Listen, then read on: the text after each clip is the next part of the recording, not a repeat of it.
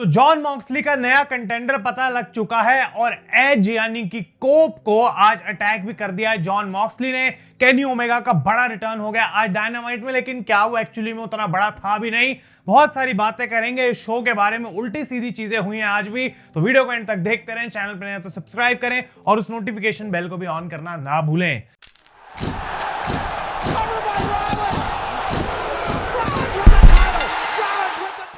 तो गाइस मैं हूं आयुष और आप देख रहे हैं रेसल इंडिया। स्वागत है आपका आज के इस AEW डायनामाइट के रिव्यू में। और भाई मैं जैसे जैसी चीजें डिस्कस करूंगा वैसे वैसे बात करूंगा कि क्या फ्रस्ट्रेशंस है। लेकिन एक बात मैं जरूर बोलना चाहता हूं कि मैं उठा, मैंने इस शो को देखा और इस शो को देखने के बाद मुझे दोबारा सोने का मन करा। इनफैक्ट मैं लेट भी गया था कुछ टाइम के लिए वापस बेड पे, बिकॉज ये क्राउड डिजर्व नहीं करता था आज इस AEW डायनामाइट को। कितने शांत थे लोग भाई, आपको जाके देखना चाहिए। एक बंदे ने चू चा नहीं की केनी ओमेगा आए, ऐसे भाई क्राउड पागल हो जाना चाहिए। AEW में इतने लंबे टाइम बाद एक बड़ा रिटर्न है, सबसे बड़ा सुपरस्टार प्रोबेबली उनका वापस आ रहा है और इस क्राउड को कोई फर्क नहीं पड़ रहा कि केनी ओमेगा है या जॉन मॉक्सली है, एडम कोपलैंड है। भाई किसी को भी ले आओ, हम तो ठीक है भाई, बस हम तो शो एंजॉय करने आए हैं। वो चीज मुझे बहुत ही ज्यादा बकवास लगी। तो अगर ये शो 80% में कहूं अच्छा तो 20 बेकार था, तो इस क्राउड की वजह से ये 80% बेकार लगा और 20% अच्छा लगा। तो ये शो स्टार्ट होता है विल ऑस्प्रे और बडी मैथ्यूज के मैच से, बिकॉज विल ऑस्प्रे ने ब्रोडी किंग को हराया था। तो यहाँ पे अब बडी मैथ्यूज के साथ उनका मैच किया जा रहा है। वो स्टोरी दिखाई जा रही है कि कैसे हाउस ऑफ ब्लैक के साथ उनकी लड़ाई हो रही है। और यहाँ पे मैच जो था बहुत ही ज्यादा अच्छा रेसलिंग मैच था। अगर कोई अच्छा क्राउड होता, इसको पूरी अप्रिसिएशन मिलती, इसमें 4 चांद लग जाते। लेकिन जितनी बढ़िया इन्होंने रेसलिंग करी है उतना ही बकवास रिएक्शन यहाँ पे क्राउड की तरफ से मिल रहा था। लेकिन तब भी यहाँ पे विल ऑस्प्रे ने हरा दिया बडी मैथ्यूज को एक हिडन ब्लेड लगा के। और मैच के बाद वो माइक लेके बोलते हैं कि देख बडी, तेरे को कोई जरूरत नहीं है किसी को फॉलो करने की, यानी कि मैलाकाई की वो बात कर रहे हैं। तेरे को अगर ब्रोडी किंग के साथ टैग टीम में बनना है और टाइटल्स के लिए जाना है वो भी सही है, और अगर तेरे को सिंगल्स कंपटीशन के लिए जाना है वो भी सही है, और अगर तेरे को कभी कोई फ्रेंड की जरूरत है तो मैं हमेशा तेरे लिए वहां पे हूं। वो हाथ मिलाते हैं यहाँ पे, काफी रिस्पेक्ट देते हैं बडी मैथ्यूज को और चले जाते हैं। बहुत अच्छे ओपनर से इस शो को आज स्टार्ट करा गया। अब प्राइवेट पार्टी मुझे याद है जब यंग बक्स को हरा के टैग टीम चैंपियन बने थे तो हम कितना खुश हो रहे थे कि फाइनली AEW की टैग टीम डिवीजन में कुछ नया आएगा, इनको मौका दिया जा रहा है कि इनको स्प्लिट नहीं होना पड़ेगा, ये चैंपियन बन गए हैं। उसके बाद से क्या आपकी कोई भी याद है प्राइवेट पार्टी की टैग टीम टाइटल्स को लेके?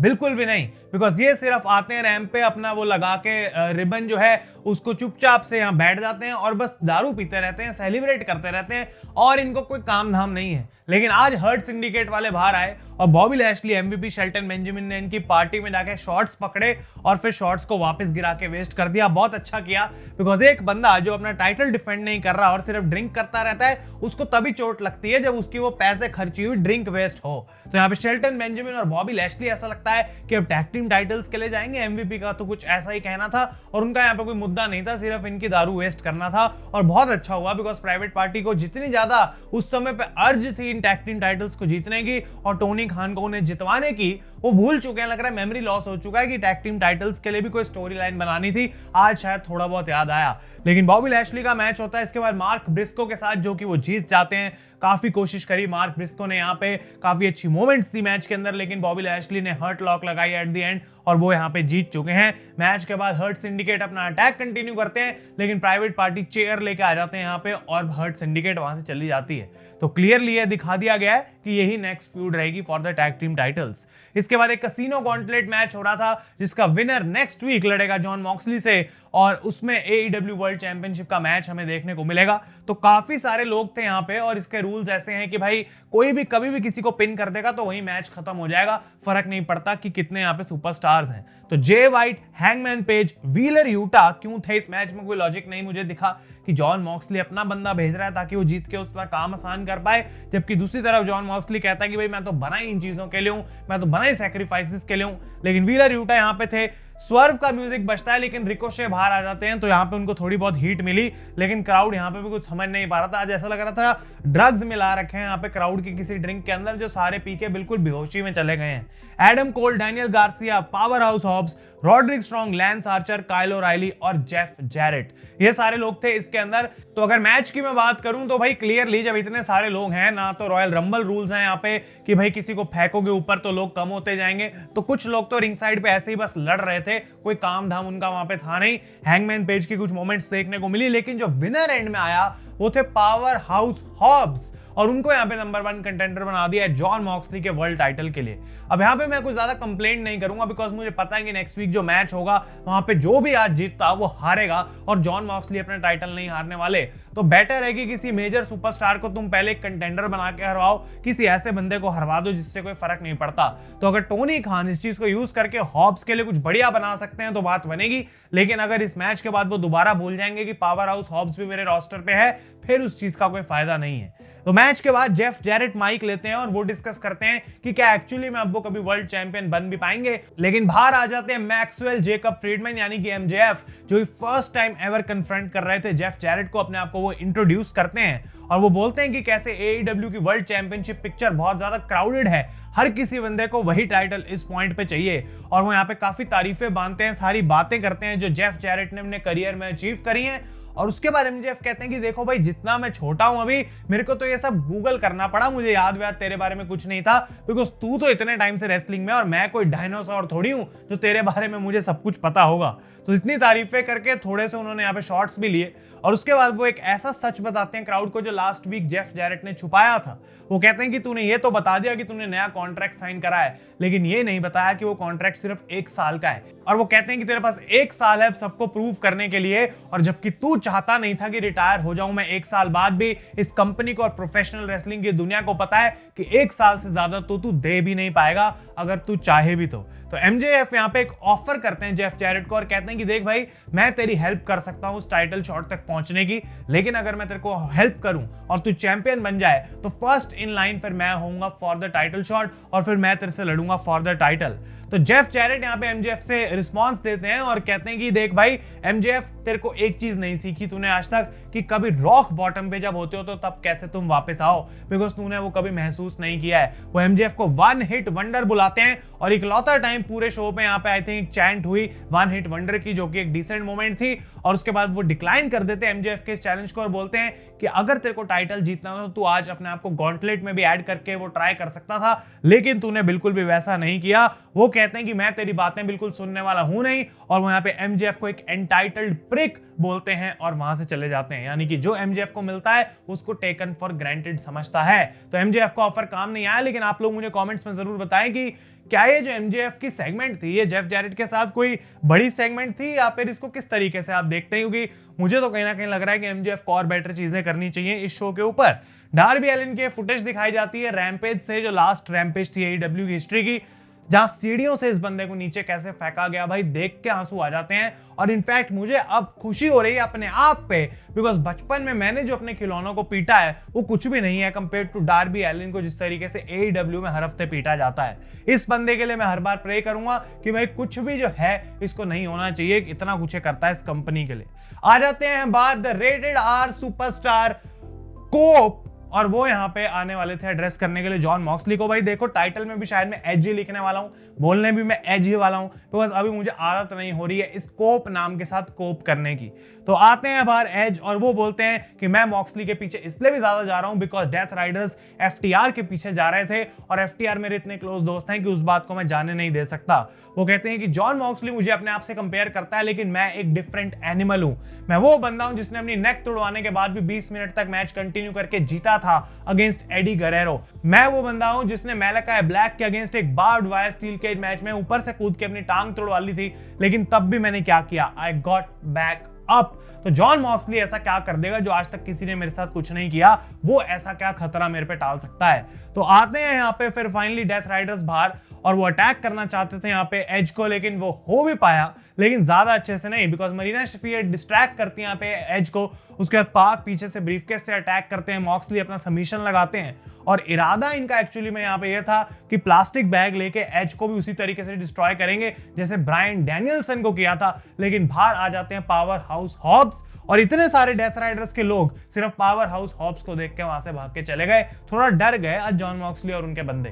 तो ये डर कहां से आया, पावर हाउस हॉब्स का इतना डर है भाई, होगा भाई, अच्छी बात है। तो स्ट्रॉन्ग की जो मैं बात कर रहा था वो दिखाया गया यहाँ पे पावर हाउस हॉब्स को, और एज को यहाँ पे उन्होंने सेव कर लिया। एफटीआर भी यहीं पे थे, रिंग साइड ब्रॉल हो रही थी, तो उनकी वजह से भी वो हुआ भाई, ऐसा नहीं है सिर्फ पावर हाउस हॉब्स थे। तो इवन हो गए थे ऑड्स, और डेथ राइडर्स जो है वहां से चले गए। इसके बाद क्रिस स्टैटलैंडर का मैच होता है टोनी स्टॉर्म और विलो नाइटिंगेल के के साथ, जो कि नंबर 1 स्पॉट के लिए था कसिनो गॉन्टलेट के लिए। विमेंस की सेम मैच होगा नेक्स्ट वीक और फिर उसका विनर आई थिंक लड़ेगा मराया मे से। लेकिन यहाँ पे जो मैच था एक अच्छा मैच था भाई। अगर इन तीनों की मैं कोऑर्डिनेशन की बात करूं रिंग के अंदर बहुत बढ़िया है। टोनी स्टॉर्म के कैरेक्टर को हम बिल्कुल अगर भूल जाएं तो ये मैच अच्छा था और विलो नाइटिंगेल भी नहीं, टोनी स्टॉर्म भी नहीं, क्रिस स्टैटलैंडर को दोबारा विक्ट्री दी गई है। तो टीबीएस चैंपियनशिप के लिए 2 ट्राइज में फेल होने के बाद अब विमेंस वर्ल्ड चैंपियनशिप के लिए ट्राई करती हुई दिख रही है यहाँ पे क्रिस स्टैटलैंडर, और वो एक अच्छी बेबी फेस है। आई थिंक काफी लोग उनको पसंद भी करते हैं टू गो अगेंस्ट मराया में। इसके बाद देखने को मिलता है बहुत फनी चीज बैकस्टेज की, टोनी स्टॉर्म रहने के साथ हैं और उनसे पूछा जाता है कि तुम्हारा क्या थॉट्स है, तुम हार गए इस मैच को। तो टोनी स्टॉर्म कहती हैं मुझे इतना बुरा भी नहीं लग रहा बिकॉज मैं अभी नई हूं, मेरे को अभी और सीखना है, मुझे और करना है, और जो जीता वो बिल्कुल डिजर्व करता है, तो मुझे और मेहनत करनी पड़ेगी अभी। तो ये जो भी गिमिक चल रहा है भाई मुझे बिल्कुल पसंद नहीं आ रहा। मैं बार बार वही चीज रिपीट करूंगा कि क्या हो रहा है भाई टोनी स्टॉर्म के साथ। जो superstar of the year type material था उसको कहां से कहां ले गई है AEW। और रहने से याद आया कि मैं एक और बात बतानी भूल गया आपको कि जब powerhouse Hobbs gauntlet match जीतते हैं तो वहां पे उनकी इंटरव्यू लेने आती है रहने, और पावर हाउस हॉब्स बोलते हैं कि I will make Jon Moxley my bitch, और वहीं खड़ी है रहने। उनका जो चेहरा था वो देखने वाला था बिकॉज ऑब्वियसली वो वाइफ है भाई जॉन मॉक्सली की। उनको वो लाइन शायद उतनी पसंद आई नहीं।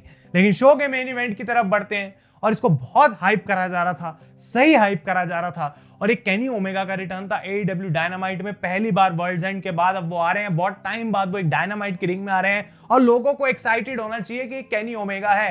ये वो बंदा है जो न्यू जापान में अभी एक धांसू मैच देके आ रहा है, जिसके चेहरे पे अभी भी एक 100% वाली फीलिंग नहीं दिख रही, लेकिन फैंस के लिए वहां आके खड़ा है। और फैंस क्या करते हैं, बिल्कुल भाई 40% वॉल्यूम पे यहाँ पे चैंट्स कर रहे थे। पता नहीं मुझे इस क्राउड के साथ आज क्या गलत था, लेकिन ये नई एंट्रेंस केनी ओमेगा की काफी सही लगी।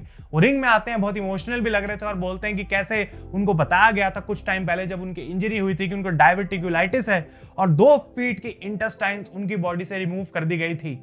और केनी ओमेगा को बताया गया था कि उन्होंने डेथ को एस्केप करा है, वो मर भी सकते थे। तो जब उनकी सर्जरीज हुई तो उन्होंने पूछा डॉक्टर से कि मैं कब तक अपना रिकवरी कर सकता हूं और मैं रिंग में कब जा सकता हूं। तो डॉक्टर ने उनको जवाब दिया तो रिंग में जाने की बात तो दूर तक छोड़ दे, मैं ये भी नहीं कंफर्म कर सकता कि तू नॉर्मल लाइफ आज के बाद कभी जी पाएगा या फिर नहीं। केनी ओमेगा कहता है मैंने इतना ज्यादा अपने आप को पुश करा कि उसके बाद भी 4 अलग अलग टाइम में हॉस्पिटल गया और 4-5 हफ्तों तक फिर दोबारा से हॉस्पिटल में पड़ा रहा, लेकिन मैंने अपने आप को यह बात बोली कि गिव अप करना एक सेफेस्ट ऑप्शन था मेरे लिए, कि सबसे सेफ चीज मेरे लिए वही थी। लेकिन मेरे दिमाग में बात आई कि अगर मैं गिव अप कर दूंगा तो मेरे फैंस के बिना मैं भी कुछ नहीं हूं। केनी ओमेगा यहाँ पे बात करते हैं कि ये नया वर्जन है मेरा, क्योंकि शायद पहले की तरह आपको नहीं दिखेगा बिकॉज इसको मनी की, पावर की या फिर रिवेंज से कोई फर्क नहीं पड़ता, लेकिन अभी भी इसके अंदर वो चीजें हैं जो केनी ओमेगा के प्रोफेशनल रेसलिंग करियर को एक स्टारडम करियर बनाती हैं। और यहाँ पे फिर बाहर आते हैं डॉन कैलिस, और इससे पहले वो कुछ माइक में बोलते केनी ओमेगा सीधा जाके उनको अटैक कर देते हैं। रेयर ही बहुत दिखता है कि डॉन कैलिस को कोई ऐसे अटैक कर पाए, और ऑब्वियसली केनी ओमेगा को उन्होंने बिट्रे किया था। बट डॉन कैलिस फैमिली यहाँ पे आ जाती है, ब्रायन केज, लैंस आर्चर और फाइनली काइल फ्लेचर, और इनको अटैक करा जा रहा था रिंग के अंदर। बट सेव करने के लिए मुझे पहले लग रहा था शायद क्या यंग बक्स यहाँ पे आएंगे, बट आई विल ऑस्प्रे, और भाग जाते हैं यहां से डॉन कैलिस फैमिली। और उसके बाद एक क्लासिक मोमेंट देखने को मिली जहां ऑस्प्रे है रिंग के अंदर, ओमेगा है, ये भी 2 बड़े राइवल्स हैं, और ऑस्प्रे और ओमेगा एक दूसरे को स्टेयर डाउन करके चले जाते हैं। तो क्लियरली शायद ऑस्प्रे को ओमेगा चाहिए, ये बड़ा मैच हो सकता है बिकॉज नेक्स्ट मंथ फेब के अंदर ऑस्ट्रेलिया जा रही है AEW अपने ग्रैंड स्लैम पेपर व्यू के लिए, तो बहुत कुछ देखने को मिल सकता है वहां पे भी। लेकिन मैं आपको एक बार बता दूं कि ये जो क्राउड था इसने यहाँ पे होली शिट जरूर चैंट कर दिया, तो थोड़ी इज्जत इन्होंने अपनी बचा ली 1% जाते हुए। लेकिन ओवरऑल AEW डायनामाइट की मैं बात करूं तो शो उतना बेकार नहीं था, लेकिन क्राउड की वजह से बहुत ही बकवास हो गया। स्टोरी लाइन वाइज जो प्रोग्रेशन था शो का वो बहुत स्लो था, और मैं बनाऊंगा इस पे एक वीडियो की AEW में आखिर चल क्या रहा है, बिकॉज ऐसे तो काम नहीं चलेगा। तुम हर हफ्ते आके एक डिसेंट सा शो दे दो और उम्मीद करो कि लोग बहुत ज्यादा देखेंगे, ऐसा नहीं है। वहां रॉक को अगर हटा भी दिया जाए तो NXT की 7-8 लाख व्यूअरशिप आ रही है, और यहाँ 2, 2.5, 3, 4 लाख पे बैठी है AEW की व्यूअरशिप। आई डोंट नो क्या गलत है, आप लोग अपने ओपिनियंस कमेंट्स में जरूर बताएं। तब तक के लिए thank you so much for watching. मैं हूं आयुष और आप देख रहे हैं रेसल इंडिया।